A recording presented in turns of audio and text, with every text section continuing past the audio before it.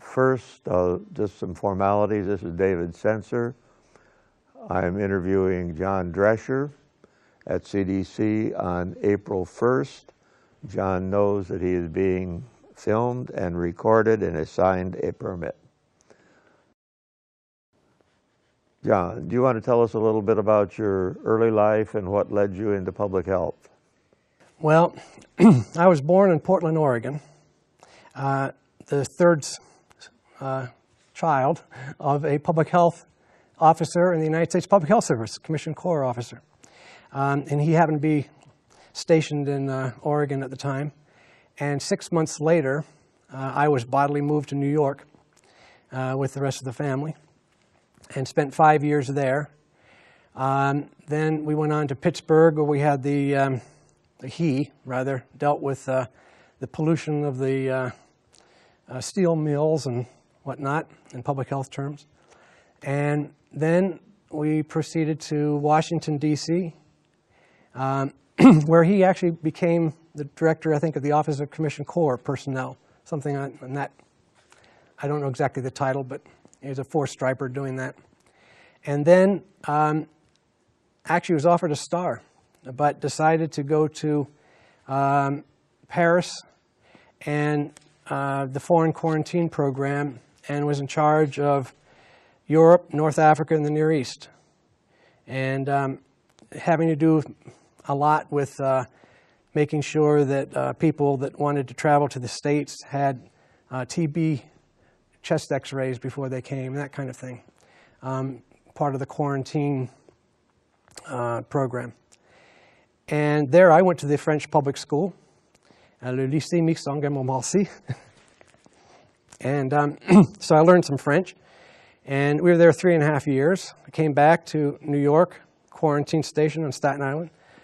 Attended school there and college, and graduated and went to work at the Albert Einstein Medical Center. By that time, my parents had moved on to San Francisco, another transfer to the Labor Department. And so I worked at the United States Public Health Service Hospital. It seems like a small family. And worked in bacteriology. As a student, I got my living quarters and some pocket money. I streaked plates. I didn't read the plates, but I'd streak plates. I'd make the media and do all sorts of errands, including assist at some autopsies. Kind of an interesting time. Then I was also working at the college in the language lab, the French language lab, and the biology. I was a biology laboratory assistant instructor. Which college? It was at Wagner College of Staten Island. Yeah, my sister and brother had, my sister had gone to Columbia P&S to become a physician, and my brother went to to Brooklyn Law School, and he became a member of the Foreign Service. My sister became a pediatrician. But I just went to Wagner College, a smaller liberal arts college, and so I received my BS, and then I traveled to Philadelphia and got a job at the Albert Einstein Medical Center doing epidemiological research. It was actually trying to discover what drugs might prevent the ulcerations or mitigate the ulcerations caused by radiation therapies. That was one of the limiting factors, how much radiation could be put on a tumor, is that it would cause damage to the skin. So we had different drugs and different amounts and dosages and vehicles to do that. And I did that for a year, and then we didn't have enough data to publish, so I did it for another year. That's what happens in research. You just sort of continue until you get enough data to publish. Finally published, but then learned that the doctors in the lab that actually got the grants got to decide where we went with the research, and they were doing kind of interesting things, but I was stuck doing what we were being paid to do. And so I thought that was a little unrewarding, and I thought I needed to get a doctorate and get my own grant. So I was casting around for graduate studies, and almost went to University of California, Davis Veterinary School. I only applied to one school and got rejected. Anyway, my mother was out there and wanted me to come out there, but and I was naive enough to think that I could just waltz in, and with a non-resident status and whatnot, I didn't qualify. Anyway, at the same time, I learned about the Smallpox Eradication Program with WHO and CDC in Africa, and I thought that'd be something I'd really like to invest myself in. And I wrote to, at the time, I guess it was USPHS in Washington, to ask about openings. And I was referred to New York VD program, surprise to me, and interviewed by Bob Baldwin, and accepted into the program. He said to qualify for a position with the smallpox program, you'd need to have some basic experience in public health, and this is the way to get it. So I was assigned to Bedford-Stuyvesant and Fort Greene, Brownsville area of Brooklyn, and we would do case finding and serology. We'd monitor the laboratory results for reactive serologies, and we'd do contact tracing, and it was a very contentious type of arrangement where you would interview people that had VD that weren't very cooperative, that would be sometimes threatened, sometimes hostile. One time our clinic came under sniper fire. And the goals of the program when I joined were the eradication of VD, of syphilis, and then it became the eventual control, and then the reduction in incidence. So it left a little bit to be desired for my altruistic motives for joining, of trying to do some good. But anyway, I did that for 2 years, and then I was able to interview for the smallpox program, and I was, I think, one of the youngest ones selected. I think my background in French helped quite a bit, and my enthusiasm. And I was assigned to Sencer, Niger, French Francophone West African country above Nigeria. I always have to explain because people don't. And now the Niger of yellow cake in the news. In any event, so I went to training at CDC, and it was seemed like a 2-month training program. It was very extensive. We had French language sessions with a Berlitz teacher. We had mechanics training where we learned to take apart the carburetor of a Chrysler Dodge truck, and all sorts of things, including how to maintain petajets, and how to and the strategy of containment. But at that point, it was more a mass vaccination program of just plain making sure that everybody got that the population was immunized at a certain level, and that would theoretically stop the transmission.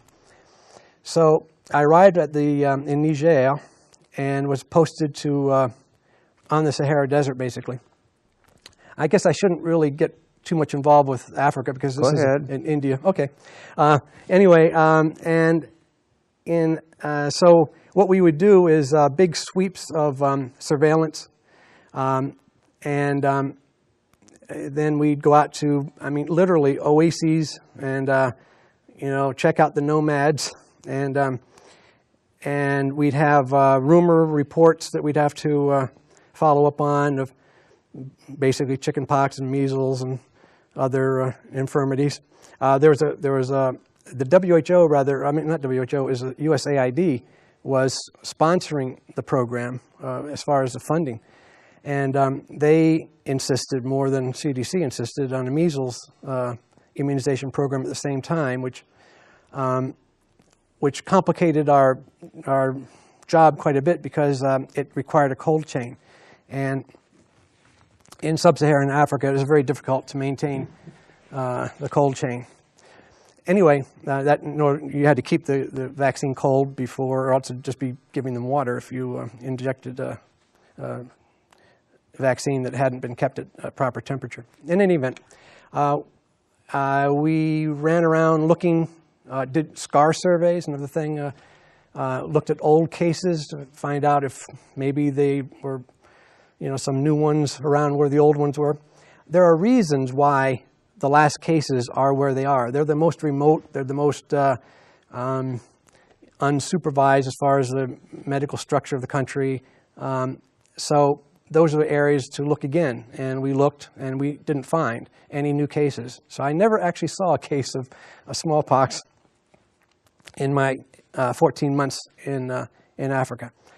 We then had a meeting at Accra, Ghana, in which USAID came and said that the program was terminated. We were very disappointed because we had teams mounted. We had the infrastructure there. We had these big Dodge trucks, and we were ready to give us another vaccine, and we'd go to it. But anyway, the program was dismantled, and I returned to New York VD.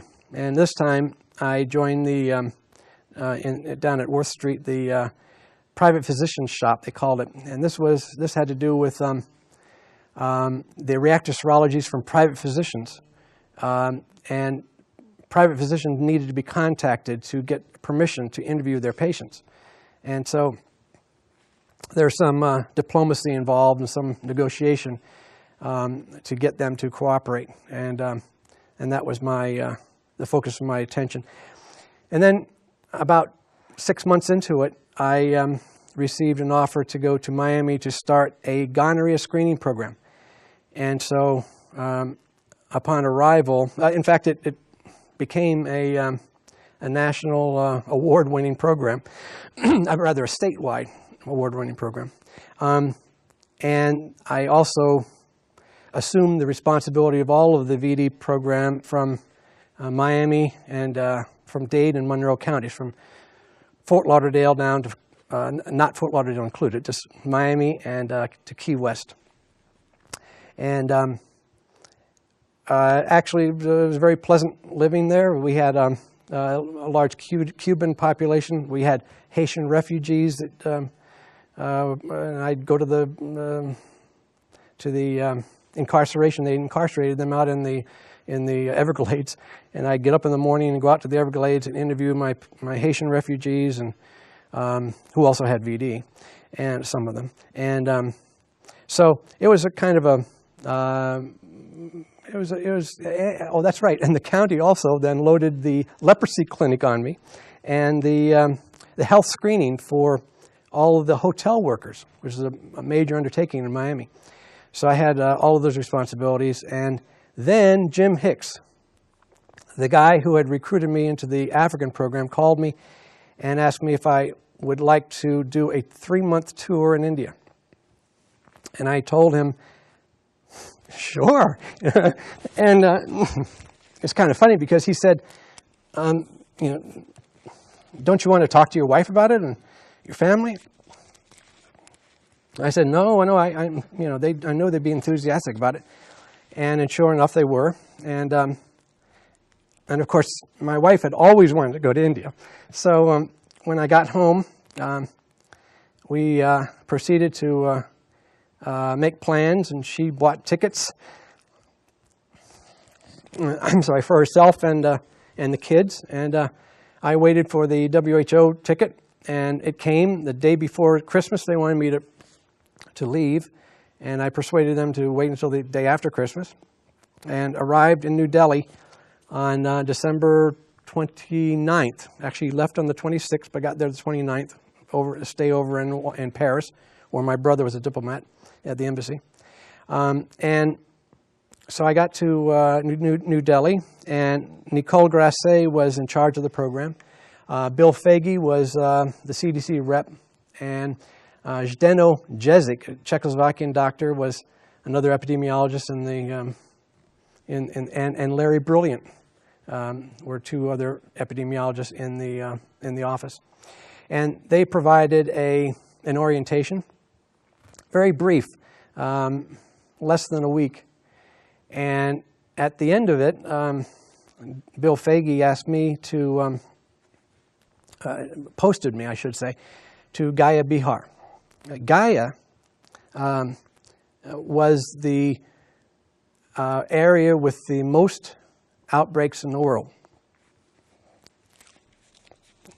There were some 78 outbreaks in Gaya, and Steno Jezik from the central office was in charge of overseeing the area, and so we traveled to Patna, the capital of Bihar, and had a state meeting, and in which we discussed all the cases in the state, and got introduced to all the personnel. And then Jezik and I drove down to Gaya, and we had a district meeting, at which time he introduced me to all of the other epidemiologists, and we had JMOs, junior medical officers. These are Indian doctors that were like interns or young physicians, and they'd all have a component of their training involved service to the government. And so these would be, they were fulfilling their service, and they would be associated with the program and in a junior capacity. There's a lot of, there's still a caste system where there's a lot of differentiation made between seniority and junior and different ethnicities and whatnot. There's a lot of differences, and we as internationals sort of were oddballs. We thought maybe we'd be at the lower end of the rung or at the top of the rung. No, we were sort of hard to figure, and so that served to our advantage, I think, that we weren't put into a pigeonhole of their order. So, and one of the advantages we had was that we had met with the minister himself of health of India. We had support from, of course, WHO, Dr. Malar, and CDC, and whatnot. And so when we went to the field, we spoke with a certain authority, and we weren't. We didn't. Our next promotion didn't depend on the district magistrate or the local civil surgeon, and so we were out of their system, and it made it easier to deal with the situation than it would be for instance, my junior medical officers were very reluctant to confront authority.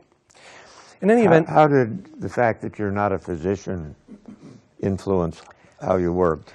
Funny you should ask. First of all, I think Bill Fagey selected me. Most of the class were epidemiologists and people with lots of degrees from different countries, and even in country, then I'd have the junior medical officers were all doctors, and of course all the local medical officers were physicians. And it became a little bit of a problem because here I was being asked to supervise people that, in a sense, outranked me. And so Jezik made the decision to introduce me as a doctor. So, which was fine, except I got in a couple of problems later with that. But at first it sort of mollified. It served a purpose, and whereas with the venereal diseases, when I was back in New York, one of the basic training that I had in venereal disease was a medical training, and I mean it was every bit as good as a medical school section on communicable diseases, and we had also interviewing school. Which was another strength of the VD program, where you'd learn, how to approach an interview in terms of you know, even the positioning of yourself a little bit higher than the interviewee, and going through a large description of the medical facts, so that when they start talking about their symptoms, they don't make up ridiculous claims. So you keep them focused, and then then the turning the corner issue is, okay, what about the contacts, and when was the last time, and all this kind of thing. And so there's a structure to it, and so those skills helped. In any event, I was put in charge of other international epidemiologists and the local staff. We had about 600 people, and it seems strange to think of that many, but and this was in our basically 3-district area. And I mean, there were international epidemiologists, there were JMOs, there were vaccinators, there were searchers, there were drivers, there were other kinds of assistants. There was, and a lot of them, most of them, all of them, were in the employ of the government at some way, and they would be given a per diem when they did field work. And I'm talking about, 5 rupees, I mean, a pittance, a quarter or something. I mean, it's a very little amount of remuneration, but it was something. And of course they were, we had like midwives and nurses and family planning people, and I mean, everybody was sort of roped into our project for the time of our push. So we had all these people at our disposal. One of the things came up, talking about not being a physician but being perceived that way, came up as a problem when one day after within 2 weeks, I think I took over the district from Jezik, and he went back to New Delhi, and so then I went around. During the time he was there, we went out together and we saw lots of cases of smallpox, full blown. We saw a lot of ones that had been cases, but they'd gotten infected. And there's secondary infections, and some just terrible conditions of people dying of the secondary infections, which was unreasonable. But anyway, so I was pretty well prepared, and I knew the ropes, and I knew how to do a containment, not just theoretically, but actually. And so when he left, I took over, and I held my weekly district meeting, as he did. And something about Jezik is he loves the charts. I mean, this was back before the computers, but he would have the whole wall of the room plastered with different charts showing the different outbreaks and the different incidents here and the national trends so anyway, I continued that because it seemed to it seemed to connect. People expected that, so I continued all that. And so I went back to my quarters that night, and the next morning, or late that night, I guess it was, maybe midnight, I got word that somebody, a vaccinator that had left my meeting, had, on a motorcycle back to his district, had tried to overtake an ox cart.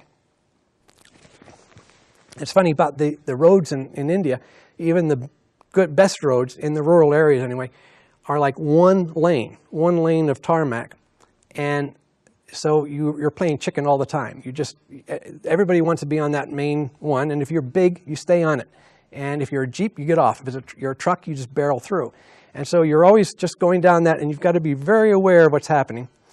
And usually, if it's 2 Jeeps or something, each of you would take one side of the car onto the shoulder, and you'd pass, and you'd get back on, and that's just the way things happen. Well, anyway, this guy was overtaking an ox cart, and a bus was coming the other way, and a little miscalculation, his leg clipped the ox cart, severing the calf muscle, and he also fell and had a chest wound, and his hand was under the handlebars and got scrunched.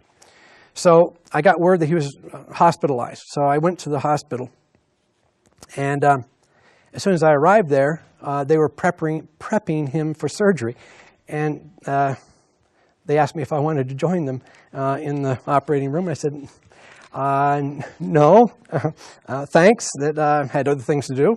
Go ahead, proceed. And so he got out of there, and I turned my attention to his hand, which was pretty well mauled. And I said, well, what did the x-rays show on the hand? They said, well, the x-ray technician is on leave, and there's nobody else can run it.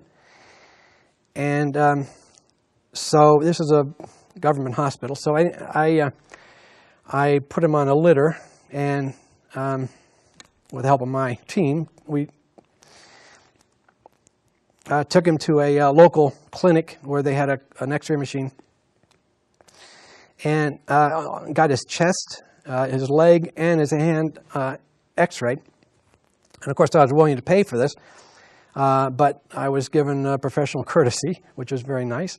And but nothing was major showed in the x-rays. A couple broken ribs, etc., but nothing too bad. And so that's the way we left. Oh yeah, so I looked at my, I put him in the ward, and it was a bed with dirty linen. It had a mosquito net. It used to have a mosquito net. The wire was, it was wired for a mosquito net, but no net was there. And you couldn't see the track because of the flies. They're wing-to-wing flies, the whole. And also, you don't get fed in the hospital unless you have, you know, merchants will come through and sell bananas and stuff. But so I arranged for meals to be purchased, and basically left him in the care of the hospital. A couple of days later, my JMO, junior medical officer, came to me, and he had been a trauma during his internship, was in the emergency room of a Delhi hospital and had seen a lot of trauma. And he said that the vaccinator's leg was grossly infected, and that he wasn't being given the correct type of antibiotic, and it was insufficient in any event. Even if it were the right type, it was still not enough, and that he was going to lose his leg, if not his life. And here's, okay, the junior medical officer couldn't confront the director of the hospital or the attendings to correct the situation, but came to me. And I had to be the one to confront, in a way, it was a confrontation, the director, and politely asked that, wouldn't it be that things seem to be amiss, that doesn't seem to be getting better, seems to be getting worse. Can't we think about maybe changing the antibiotic? And whereupon he bristled and said, well, he's under my care now.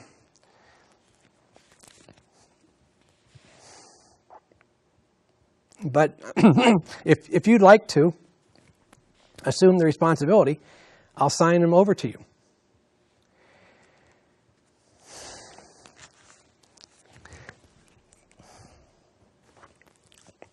Now, not being a physician really came to the fore, because I was saying to myself, I hope that junior medical officer knows what the heck he's talking about. But anyway, I trusted his judgment, and I accepted the responsibility. I got this guy a room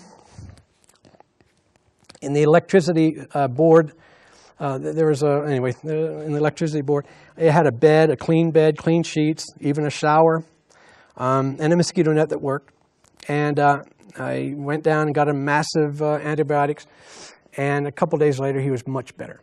And so I was just very relieved, and we kept that up. Then I reported the incident to WHO, thinking a little bit, the way it came out, a little proud of myself that I'd probably saved this guy's life, if at least his leg, if not his life.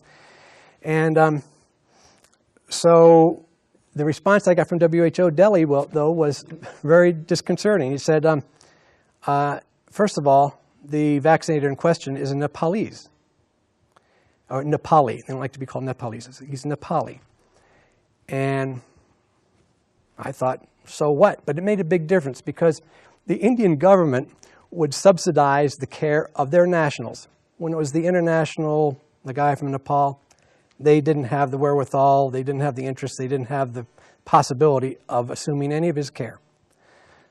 First problem. Second problem is, in India, if you develop a employer-employee relationship with somebody, then if they have a sickness, you're liable. You continue that person on your roles. You don't just disassociate and say, well, you're fired, you're out of here.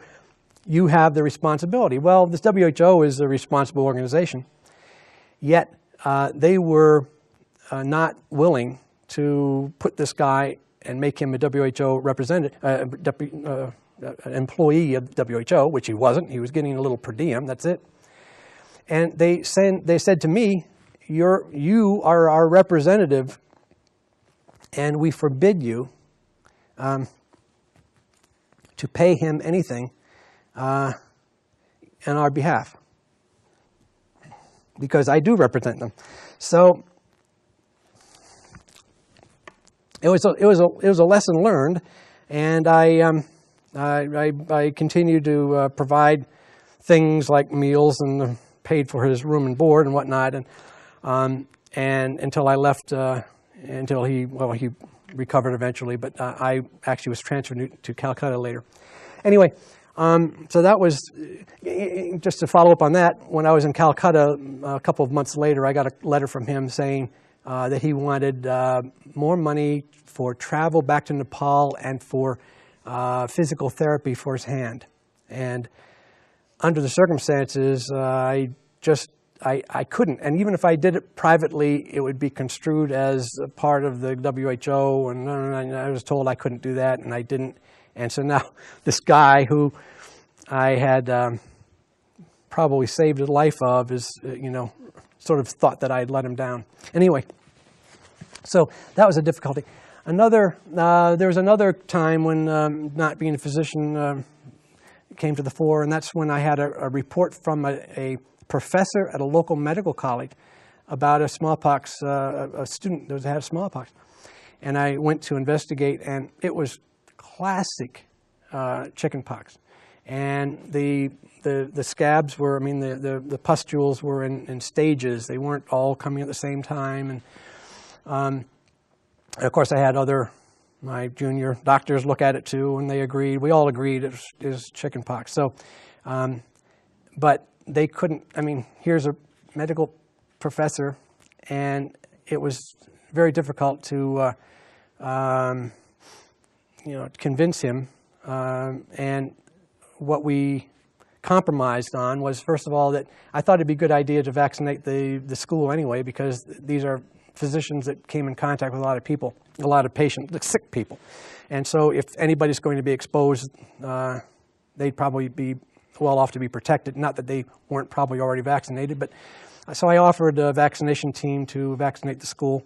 And I also sent some scabs to the laboratory just to, excuse me, have something in my back pocket in case, well, first of all, to prove beyond, we took no chances. I was very leery of taking any type of risk. This is not the time to take make any foolish pronouncements. So we did a scab that proved. How long were you in India, John? I beg your pardon? How long were you in India? Well, actually, I arrived in December of '74, and I left on 7/7/77. I returned to the States, so about 3 years. And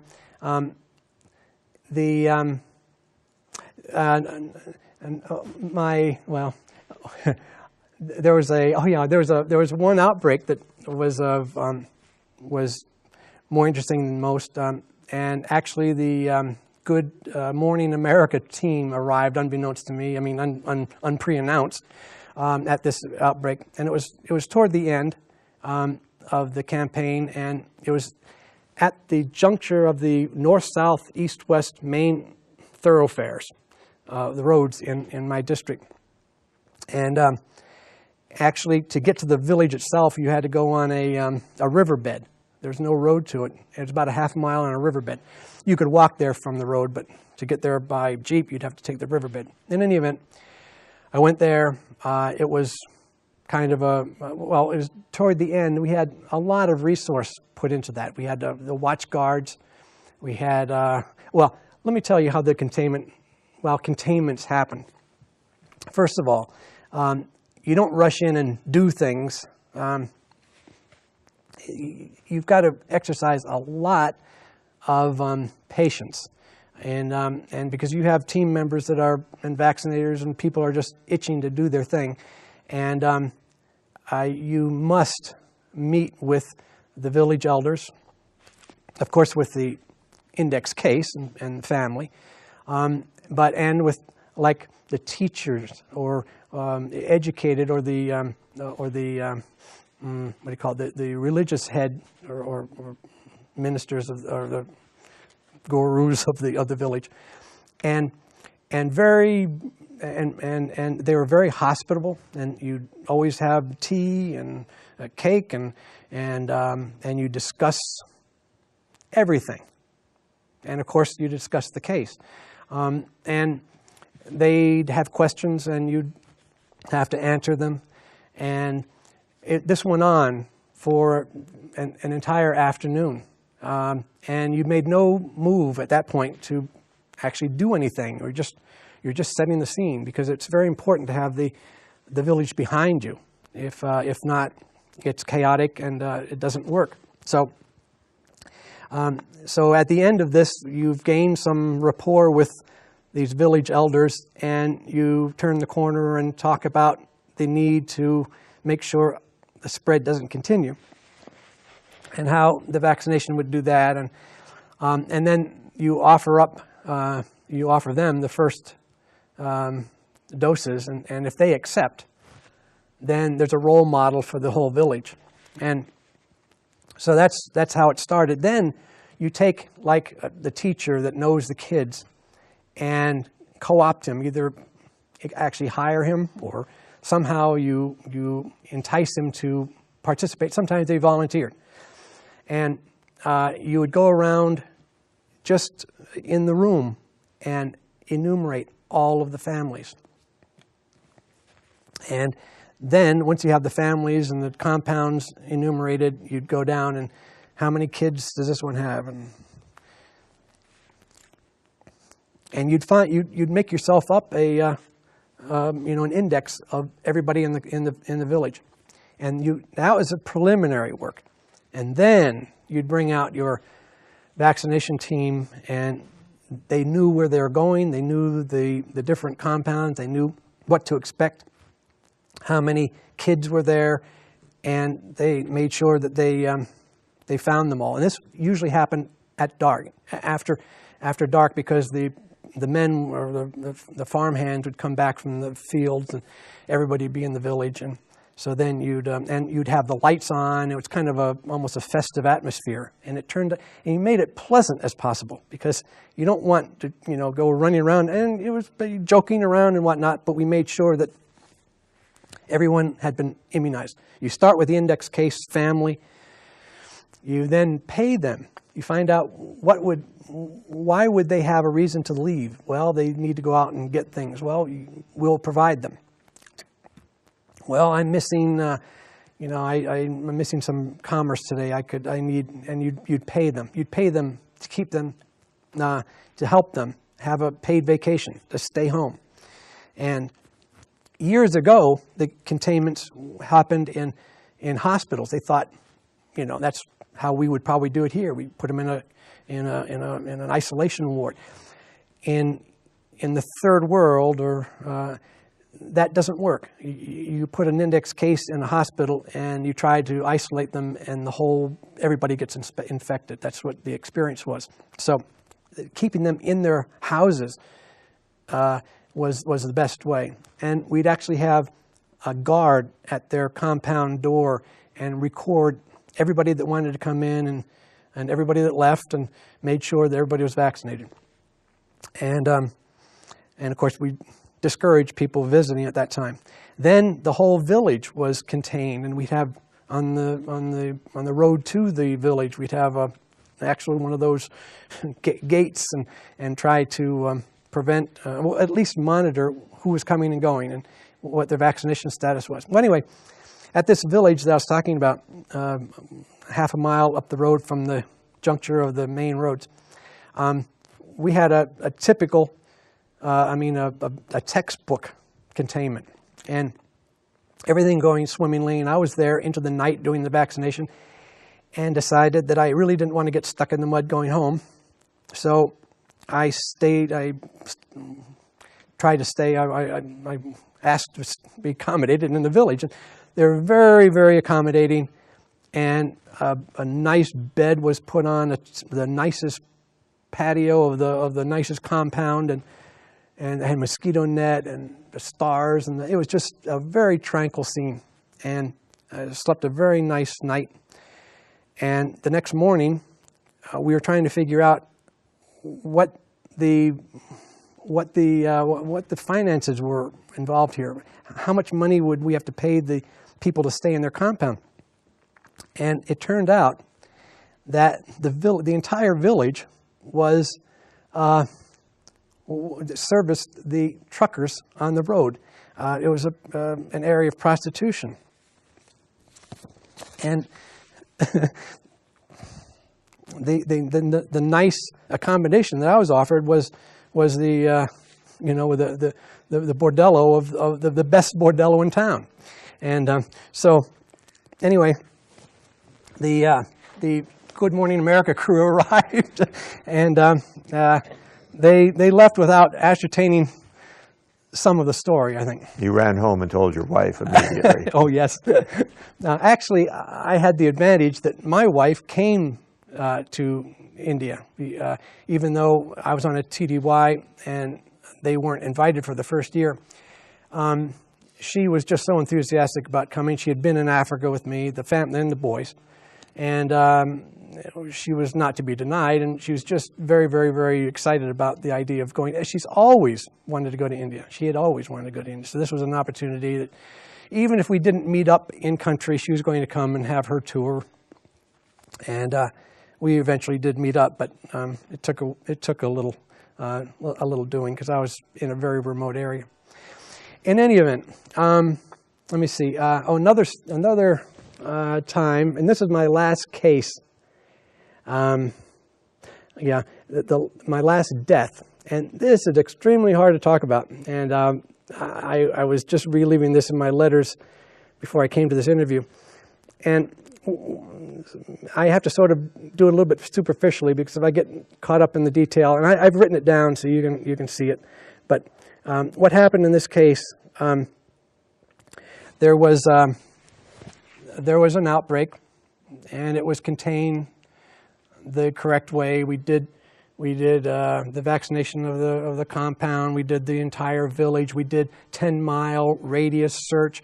We had we had the posters up for the 100 rupee reward, $12 reward, but it was very effective. We had all of the textbook. We did it according to the book, and I even posted one of my junior medical officers to live in the village. This was, in fact, at the time, this was the last outbreak in India.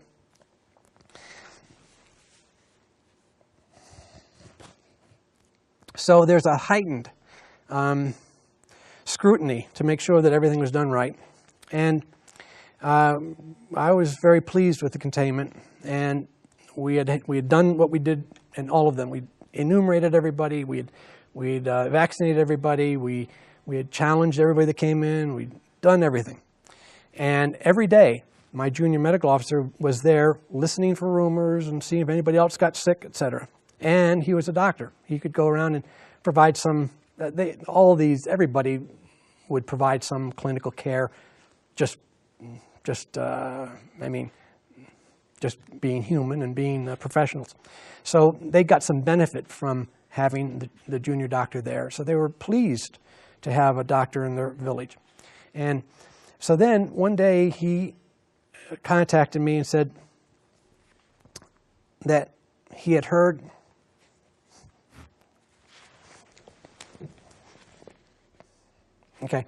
that he heard a rumor that from a merchant that sold herbs in the marketplace that some family was buying herbs for fever and rash. And so he found out who it was and went to that compound, and they didn't let him in, and they just denied it. So he said, and this is a cultural thing, he said to me, you, as the guest of the village, would be, that I could ask for a glass of water from the compound.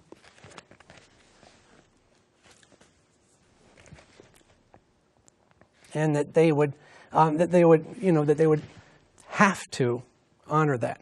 That's just something they just must do. And sure enough, they did. And we were there together when they opened the door. And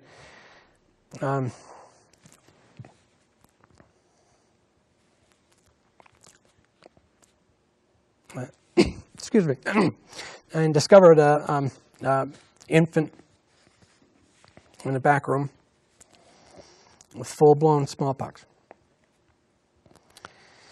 And you felt very bad about it because it shouldn't have happened.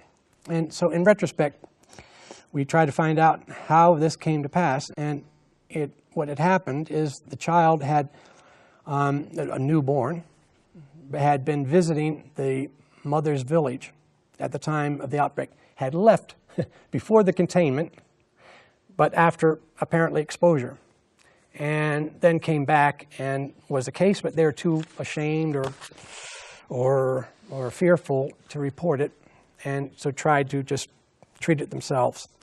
And once they were discovered this way, they became very, very supportive and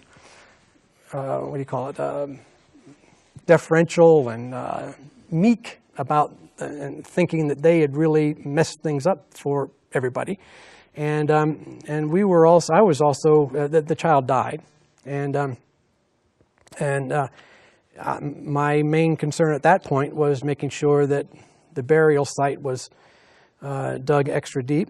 And so arranged for that to happen. And babies like that are not cremated, but they're buried in white, a plain white cloth, and along a riverbed.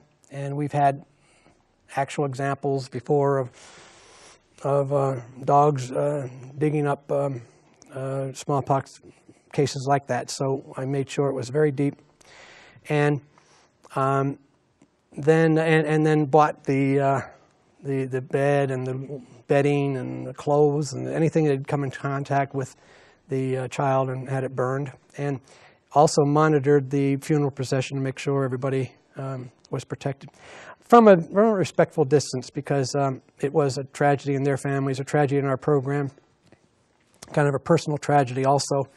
And I was a little bit fearful that they'd be resentful and mad that we hadn't prevented their case, but instead they were very, they took the opposite. What did you think when the last case was announced? Well, after basically that completed. I mean, the index case in that village, then eventually the scabs came off, and that became the last outbreak that I was supervising. And then I was asked to go to Calcutta. And Calcutta was interesting. At that, West Bengal is of course on the border with Bangladesh, and there afraid of importations from Bangladesh, which was rampant. Smallpox, there were a lot of cases of smallpox in Bangladesh. So that was an interesting area to protect the border. Also, the higher parts of West Bengal are sort of off limits to Westerners. I mean, the Russians could go there, and the Czechs and Eastern Bloc, but and of course the Indians, but the Americans couldn't. So there was a Russian epidemiologist, Lev Kadakovich, and he was on home leave, and they needed somebody to man the office, so they asked me to go there to oversee the operation while he was on home leave. And also, although I learned later he was a very, very nice guy, he also had a way. He was big and had a big voice, and had a poor grasp of English, which is the only language we could communicate in, and didn't speak the local the Hindi, and so we had difficulty communicating. And so one of my roles was to be an intermediary between him and the local Indians, who were very sensitive, and also, of course, while he was gone, to sort of keep things going. So anyway, I went to, and it gets to the last case in a second, but so I went to Calcutta and did the needful. I mean, did all the things and basically became an administrative officer in the office and kept things going. And then he came back from his home leave, and I met him at the train station, and we later at dinner. I was having dinner at the hotel, and he came by, and I jumped up and I said, "Oh, let me introduce you to." And I was eating with some epidemiologists on the team. And I said, "Let me introduce you to this is so and so, and this is so and so." And he bristled and said, "Everybody in Calcutta knows you are after me." And I thought, my God, what? No wonder they needed me here. This guy, I just couldn't.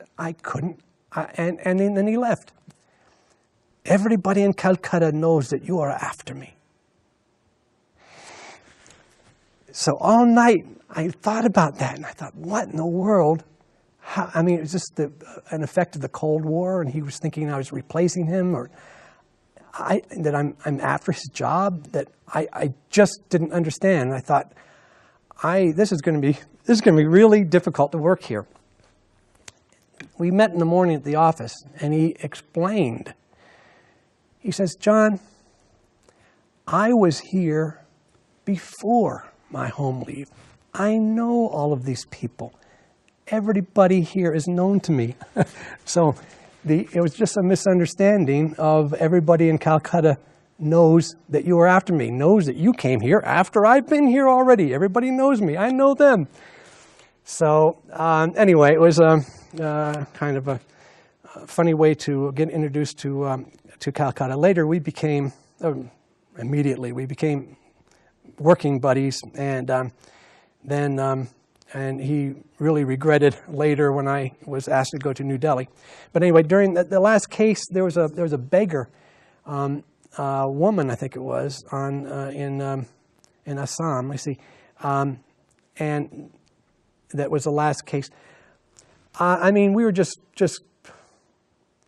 I mean, we were always suspicious that, is this really going to be the last case? That was always in the back, not just in the back of our mind, that was a real concern. We were also, this person had been living in the train station. It's a homeless person, in way of a lot of communication. So where did she come down with, where was she exposed? So a lot of questions about her. But, I mean, we were just thrilled that this was possibly the last case in India. And about that time, one of the WHO temporary employment issues is that they can't employ somebody more than 11 months if they do it a year, then you become, they have to have an FTE for you. They have to have a slot for you or something. They can do temporary stuff up to 11 months. So in 11 months, you turn into a pumpkin. Well, my contract was initially for 3 months. It was extended and extended and extended.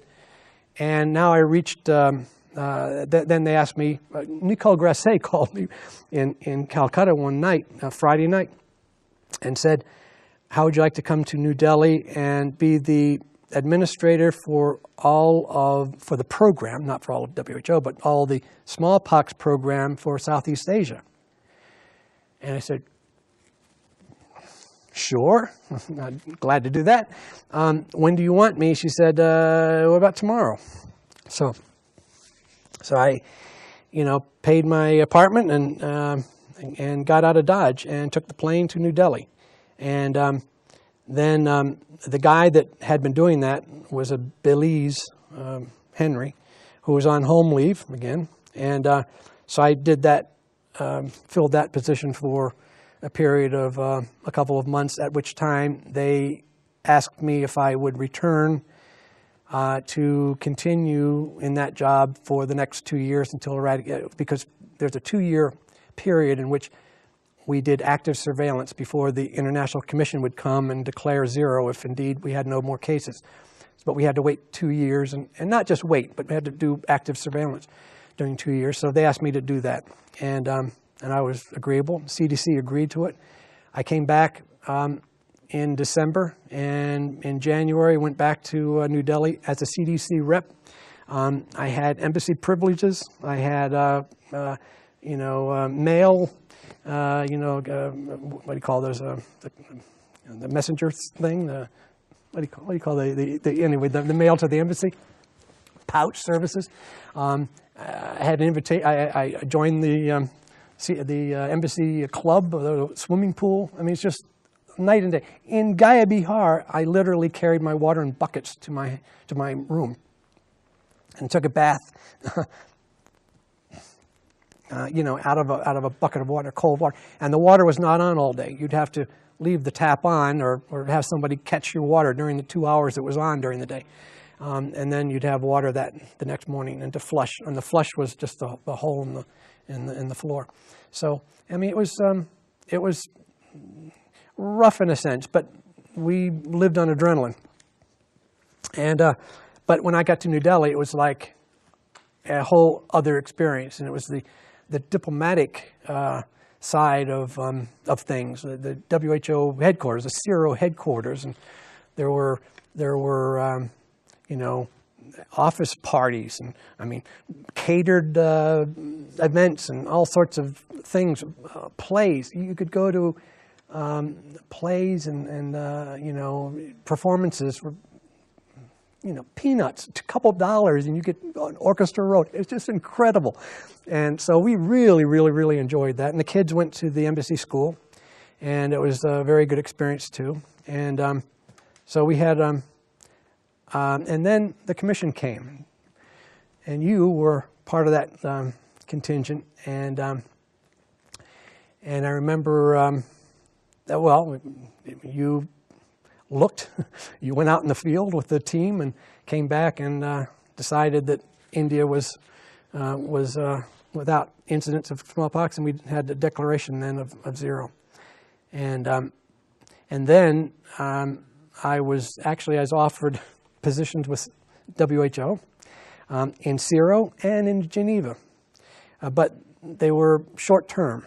Nobody had the funding for long-term commitments, and I was leery about jumping ship, but I was almost ready to do it until you came. It was funny. Well, maybe I should say this off the camera, but you were there, and I was at the point in my career. This is what I wanted to do. I wanted the international exposure. So, and I'd been doing it now for 3 years, and I just didn't want it to stop. And the offers from CDC to come back were VD program in Cleveland and Detroit and New York again. And I thought, oh, I got my guts up and asked you on the way to the airport, say, Dave, are things so tough in Atlanta that there's nothing but VD going on? And he said, oh, I'll look at that. And I got the telegram from CDC saying that I was offered a position in the immunization program in Washington. Sencer feels a good opportunity. And I said, oh, you came through. So I was very, very pleased and decided that the continuity of kids' education and whatnot, I just could not accept, I could not afford to take a chance and go to Geneva for 3 months and put them on a risk of things, of not, having a solid foundation in school and whatnot. So decided to come back. And Washington seemed like an interesting. That started the whole.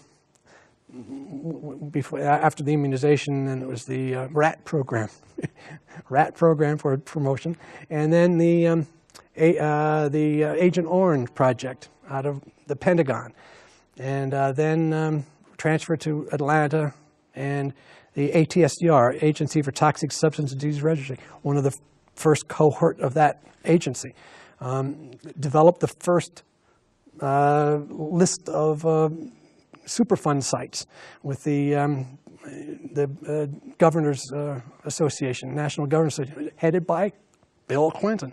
Then on to, then I got my real break and was accepted a transfer to the Global EIS program. Fantastic program, the best program in CDC, bar none. It is, epidemiology is the science of CDC. And this is taking what we do so well internationally and developing a cadre of international physicians at the same caliber of expertise as the Americans to create a cohort of equals in the world that can understand epidemiology, can communicate. And we had lots of successes with outbreaks, for instance, in Thailand with the coconut milk the bad coconut milk that showed up in some place up in Washington, and we solved those problems. We got the factory investigated and shut down and cleaned up and stopped the epidemic without going through all the diplomatic channels that we normally would have to. So it's been, and the countries themselves get so much benefit from a CDC-like epidemiology intelligence service, EIS program, and they call it the Global EIS program. What would have happened to you if you hadn't been approached to go into the smallpox program? Well, I mean, I approached them. I mean, the whole reason that I approached HHS was for the smallpox program. So I was proactive in it. If I had never gotten an offer, I probably, who knows? My brother went to the Foreign Service. I was encouraged to take the Foreign Service exam. I had interest in maybe not the public, maybe not the Foreign Service officer type, but the admin officer at an embassy or something, to get the foreign. I was very interested in the foreign exposure, international work. So if it hadn't happened, I don't know that I would have stayed with CDC. It's hard to know. Then again, when they started when Don Hopkins actually started the Global EIS program, that was a program. I mean, that still is a program, although, anyway, I could talk about its current status, but it offered such hope. It offered a real technology transfer that between countries. Have any of your children followed in your footsteps in public health? No, one became a lawyer, I'm sorry to say. The other's like a computer jock doing, all sorts of technology things, and masters in data communication, or whatever they call it, information technology. And the lawyer is, at least he's my my family's breeding pair. They're producing some offspring, so that's nice. And he works for he worked for the largest firm in Atlanta, now the second largest, but has anyway. No, not public health. No. So maybe this will end our. I started with my father. My mother was in science too, but it's sort of dying out. My sister was a school physician at the San Diego University of California, San Diego, until she retired a few years ago. So, but no public health. I'm sorry to report. When you were at the quarantine station in Staten Island, did you live in the big White House? Actually, no. My father was the deputy director there, and so we had other quarters. They're like little apartments, basically. That was a beautiful sight, though. Oh, yeah. Henry Holly was. Yeah. He built a bathroom so that he could sit and look out over the straits. Yeah, I can believe it. Yeah, Holly. Yeah, he was bigger than life. Thank you, John. Okay. Hey, thank you.